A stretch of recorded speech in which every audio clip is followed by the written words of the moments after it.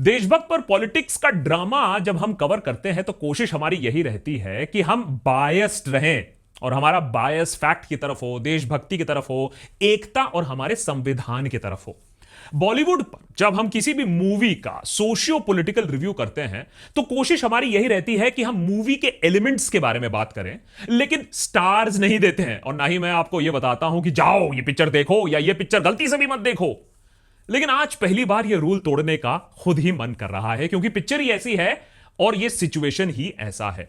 तो यह थोड़ा सा ज्यादा ही बायस्ड रिव्यू होने वाला है और स्टोरी में कुछ एलिमेंट्स मैं आपको जरूर बताऊंगा। अब इसको स्पॉइलर मत मानिएगा, लेकिन इन एलिमेंट्स के बारे में बात करना जरूरी है क्योंकि इस बेहतरीन पिक्चर का बिल्कुल चौपट ट्रेलर है। और अगर आप ओ माई गॉड 2 का ट्रेलर देखकर गदर 2 देखने चले गए हो तो आपकी गलती नहीं है, ओ माई गॉड 2 के मेकर्स की गलती है। मैं ओ माई गॉड 2 देखने गया ओनली एंड ओनली बिकॉज 10 साल पहले ओ माई गॉड मुझे बहुत ज्यादा पसंद आई थी ओरिजिनल पिक्चर, और ओ माई गॉड 2 देखने के बाद बड़ा जोर का झटका लगा। रिव्यू शुरू होने से पहले ही 1 स्टार ओ माई गॉड 2 के एफर्ट के लिए। अरे कोशिश तो की, well tried. Writer and director Amit Rai and production company Cape of Good Films, Viacom 18 studios and Wakaoo films. ये पेड रिव्यू नहीं है, मैं 1 स्टार इसलिए दे रहा हूं क्योंकि इस टाइम पे, आज के टाइम पर जहां सब कुछ बैन, बॉयकॉट, जला दिया जा रहा है, वहां एक ऐसी पिक्चर बनाई गई है जिसमें धर्म, sex education, legal system, societal hypocrisy, sexual exploitation, teenage angst, सबकी बात की जाती है और एक ही पिक्चर में इसको बेहतरीन तरीके से ढाला गया है। थोड़ा पागल टाइप दिमाग चाहिए होगा आज के डेट में ऐसी पिक्चर में पैसा लगाने के लिए, वो भी 150 करोड़ रुपए, मजाक की बात नहीं है।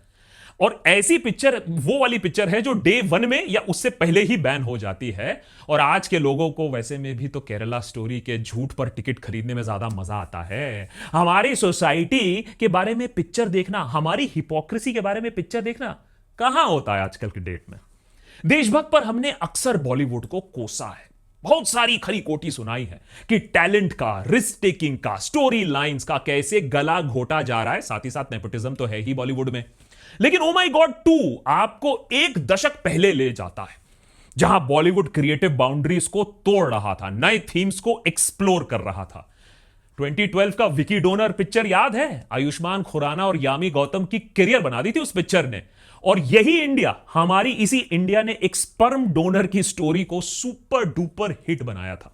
मैं विकी डोनर को फर्स्ट डे फर्स्ट शो देखने गया था सिर्फ इसलिए कि देखें ये डायरेक्टर सुजीत सरकार ने स्पर्म डोनेशन पर पिक्चर कैसे बना दी। और उसी साल 2012 में ही सितंबर के महीने में आई ओ माई गॉड, एक सैटिरिकल कॉमेडी ड्रामा फिल्म जिसकी स्टोरी लाइन बेस्ड थी गुजराती स्टेज प्ले कांजी विरुद्ध कांजी, जो कि खुद इंस्पायर्ड थी एक वेस्टर्न फिल्म से, the man who sued God.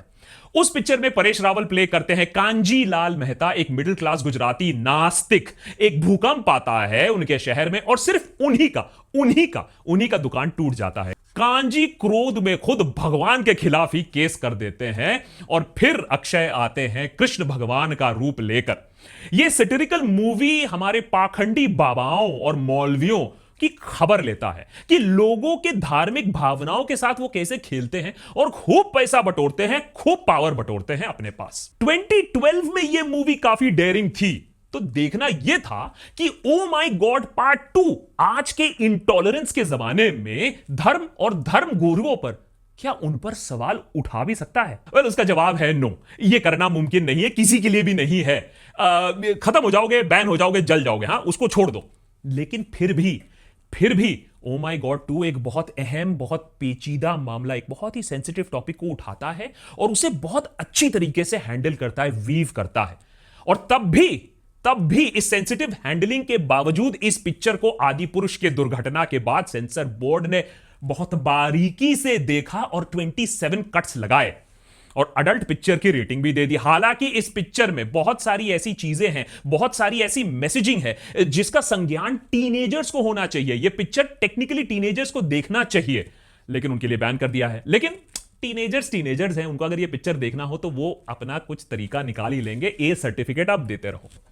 O my god 2 Akshay Kumar की मूवी नहीं है। हालांकि शिव भक्त अक्षय कुमार अपने पुराने कूल अंदाज में गजब का काम करते हैं, मूवी में जान डाल देते हैं। लेकिन ओ माई गॉड 2 टिकी है पंकज त्रिपाठी की मेथड एक्टिंग और उनके कॉमिक टाइमिंग के कंधों पर, इस पर कोई डिबेट नहीं है यार। गजब की एक्टिंग करता है ये इंसान।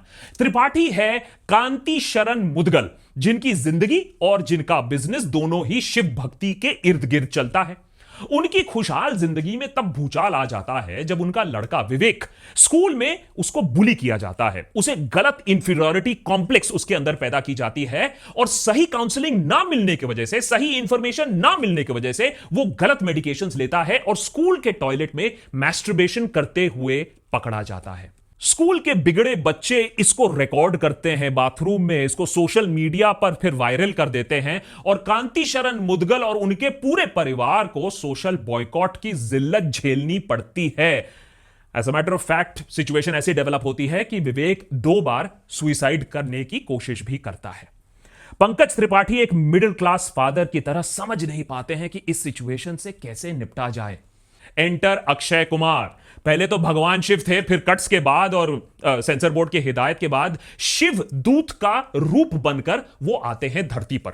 लेकिन इस चेंज से पिक्चर में कोई खास इंपैक्ट नहीं पड़ता है। अक्षय ठीक जैसे ओ माई गॉड 1 में कांजी लाल मेहता को कृष्ण बनकर गाइडेंस देते थे, वैसे ही ओ माई गॉड 2 में वो कांति शरण मुदगल को समझाते हैं कि उनके लड़के ने वैसे कोई गलत काम नहीं किया और उन्हें सोसाइटी को जवाब देने की जरूरत नहीं है, उल्टा सोसाइटी को उनसे माफी मांगनी चाहिए, खासकर कि विवेक से माफी मांगनी चाहिए और विवेक के स्कूल को माफी मांगनी चाहिए उसे इस तरीके से रेस्टिगेट करने के लिए, क्योंकि उसको सही इंफॉर्मेशन और उसको सही एजुकेशन नहीं दी गई थी। कांति शरण मुदगल फिर लड़ने की तैयारी करते हैं और केस ठोक देते हैं उन सभी झोला छाप डॉक्टर्स, केमिस्ट पर जिन्होंने उनके लड़के को गलत सलाह दी थी, गलत मेडिकेशन दी थी, और विवेक के स्कूल पर जहां से उसे रेस्टिगेट किया गया था। स्टोरी का आर्क तो शुरू होता है मैस्टरबेशन से लेकर मिसगाइडेड टीनेजर से लेकर, लेकिन कोर्ट में यह एक वाइडर इशू बन जाता है ऑफ सेक्स एजुकेशन। हां, अग्रीड, थोड़ा सा कहीं कहीं प्रीची बन जाता है, थोड़ी सोशल मैसेजिंग थोड़ी स्ट्रांग हो जाती है, लेकिन हमारी सोसाइटी की हिपोक्रेसी को खूब दर्शाता है ओ माई गॉड 2। सेक्स करने में और पॉर्न कंज्यूम करने में हम दुनिया के टॉप रैंकिंग पर आते हैं। एक फेमस कहावत भी है, India's favourite recreation is procreation. इसीलिए तो हमारी आबादी इतनी ज्यादा है। लेकिन सेक्स शब्द बोल दो, सेक्स के बारे में बात अगर करना शुरू कर दो तो हाय दैया, मैस्टरबेशन तो ऐसी चीज है कि किसी का लौंडा मर्डर कर ले वो बाप संभाल लेगा, लेकिन ऐसी चीजें उनके सामने मत लाओ। और यही आता है ओ माई गॉड 2 का O my god part, the daring part. यह साबित करने के लिए कि उनके लड़के ने कोई गलत काम नहीं किया, उनको माफी मांगने की कोई जरूरत नहीं है, कांति शरण मुदगल सहारा लेते हैं हिंदुइज्म का, हमारे शास्त्रों का और उसके 4 स्तंभों का, धर्म, काम, अर्थ और मोक्ष। वो सवाल उठाते हैं कि सेक्स इतना गंदा शब्द कब बन गया, हम इसको इस तरीके से छुपाने कब लगे। वही संस्कृति जो दुनिया में हजारों साल पहले कोसों मील आगे थी। अगर आप कामसूत्रा की बात करें, जैसे पिक्चर में बताया गया, वुमेन्स प्लेजर, डिजायर, ये बातें समझा जाता था। खजुराहो जैसे मंदिर बना करते थे, शिवलिंग की पूजा होती थी। उसी सभ्यता ने यह सब छुपाना क्यों सही समझा? कुछ तो डायलॉग सुनकर हंसी भी आएगी, कुछ सुनकर ऐसा लगेगा कि सोसाइटी के ऊपर जोर का तमाचा मारा गया है। 24 घंटे 365 डेज इंटरनेट पर सेक्स तो मिलता है, लेकिन 2 मिनट डिस्कस करने में हमारी हालत टाइट हो जाती है। रेप वीडियो, सेक्सुअल अब्यूज आम सी बातें हो गई हैं, एक्सेप्टेबल हो गई हैं, डिस्कस किया जाता है, लेकिन हेल्दी एटीट्यूड टुवर्ड्स सेक्स और सेक्स एजुकेशन, ना रे बाबा ना। और इसीलिए इन कंफ्लिक्टिंग सिग्नल्स की वजह से आज के टीनेजर्स भी कंफ्यूज्ड हैं, एट रिस्क हैं। ओ माई गॉड 2 हमें बार बार आईना दिखाने की कोशिश करता है कि हमें अपना नजरिया बदलना होगा, टीनेजर से खुलकर बात करनी होगी। Sex education in school, masturbation periods, ये सब सेंसिटिव इश्यूज हैं, लेकिन चुप्पी जवाब नहीं है।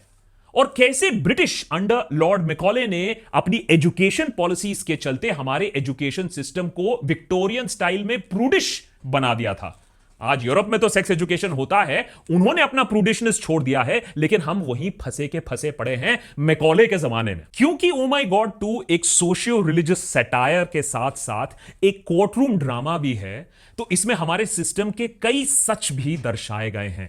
यामी गौतम स्कूल के तरफ से जो लॉयर हैं, इविल लॉयर, कैसे विक्टिम शेमिंग करती है, जो कि हमारे कोर्ट में आम बात है। कैसे कांति शरण मुदगल को पैसे खिलाकर केस विड्रॉ करने की कोशिश की जाती है, और कैसे हर्टिंग रिलीजियस सेंटिमेंट्स के नाम पर मल्टीपल केसेस फाइल करके लोगों का मुंह बंद किया जाता है। सिस्टम में उनको चक्की पिसिंग एंड पिसिंग करवाया जाता है। मूवी में कई ऐसे मोमेंट्स भी आते हैं जहां हॉल में मैंने देखा लोग विजिबली अनकंफर्टेबल थे। जैसे एक टाइम पर जहां एक सेक्स वर्कर से उनके क्लाइंट्स के बारे में पूछा जाता है कि उनके क्लाइंट्स क्या कभी समझते हैं कि एक औरत को क्या चाहिए होता है। या एक टाइम जहां मूवी में डिस्कस हो रहा है कि कैसे ग्रंथों में लिखा है कि स्त्री की योनि पवित्र होती है जिससे जीवन का स्रोत होता है। जाहिर सी बात है कि ऐसी पिक्चर आप अपनी बड़ी सी जॉइंट फैमिली के साथ नहीं देखने जाओगे, और इसमें तो अस वर्सेस देम भी नहीं है, इसमें तो us versus our own hypocrisy है। तो इस मूवी को एंजॉय करने के लिए थोड़ा बूता चाहिए होगा, अपने बिलीफ सिस्टम्स, अपनी हिपोक्रेसी को सवाल करने की काबिलियत होनी चाहिए। और इसीलिए मेरा तो यहां मानना है, और इसीलिए टाइटल पर भी लिखा है, कि इस पिक्चर को अपना 150 करोड़ रुपए का बजट रिकवर करने में दिक्कत हो सकती है, क्योंकि नफरत और हिपोक्रेसी में हम इतना झुलस चुके हैं कि एक अच्छी मूवी एंजॉय करना कैसे करते हैं हम भूल गए हैं। महादेव का दूत अक्षय कहता है कि लोग भगवान के दर्शन करने के लिए लाइन लगाकर क्यों खड़े रहते हैं? अपने सवालों का जवाब ढूंढने के लिए? अरे पूछोगे तभी तो जवाब मिलेगा, नहीं पूछोगे तो जवाब नहीं मिलेगा। अरे देशभक्त पर भी तो हम यही कहते हैं, क्वेश्चन एवरीथिंग। सवाल पूछना अच्छी बात है, जानना अच्छी बात है। तो अपना रूल इस बार हम तोड़कर एक बार हम जरूर तोड़ेंगे और आपको यह बोलेंगे कि जाओ ये पिक्चर देखो। नहीं तो होगा यह कि जब यह पिक्चर फ्लॉप होगी तो बॉलीवुड को फिर वही घिसे पीटे साउथ के रीमेक, या फिर घिसा पिटा फैमिली ड्रामा, या फिर कम्युनल हेट वाली पिक्चर बनानी पड़ेगी। गलती से एक अच्छी पिक्चर आई है, अक्षय अपने पुराने अंदाज में, Pankaj Tripathi one of his career best performances. और चलो जब रूल तोड़ रहे हैं तो दूसरा भी रूल तोड़ देते हैं। स्टोरी, एक्टिंग, सोशल मैसेजिंग और डेयरिंग के लिए 4 stars out of 5 must watch picture है। इतना प्रमोशन तो मैंने स्पॉन्सर्ड एपिसोड में भी नहीं किया था।